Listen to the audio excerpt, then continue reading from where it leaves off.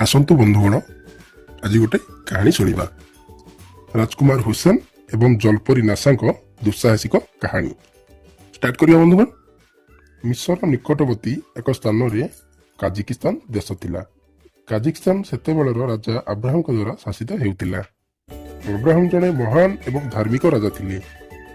ସେ ତାଙ୍କ ପ୍ରଜାଙ୍କ କଲ୍ୟାଣ ସୁନିଶ୍ଚିତ କରିବା ପାଇଁ ଉତ୍ସର୍ଗିତ କରିଥିଲେ। ଆବ୍ରାହମଙ୍କ ତାଙ୍କ ସ୍ତ୍ରୀ ସିଲିଣ୍ଡ୍ରାଙ୍କ ସହିତ ବହୁତ ଖୁସିରେ ଥିଲେ ଏବଂ ତାଙ୍କର ପୁତ୍ର ଗୋଟେ କନ୍ୟା ଗୋଟେ ସନ୍ତାନ ଜନ୍ମ ଲାଭ କରିଥିଲେ। ପୁତ୍ରଙ୍କ ନାମ ହେଉଛି ହୁସେନ, କନ୍ୟାଙ୍କ ନାମ ହେଉଛି ଜାରା।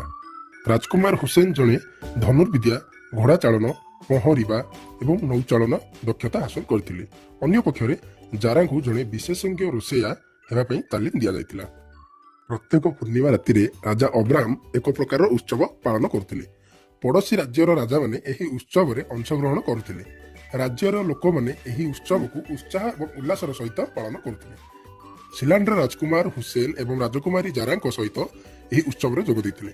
କାଜାକିସ୍ତାନର ବିଭିନ୍ନ କୋଣରୁ ଦକ୍ଷ କଳାକାରମାନେ ରାଜା ଆବ୍ରାହମଙ୍କୁ ସମ୍ମୁଖରେ ନିଜର ପ୍ରତିଭା ପ୍ରଦର୍ଶନ କରିବା ପାଇଁ ନିଜକୁ ଉପସ୍ଥାପନ କରିଥିଲେ।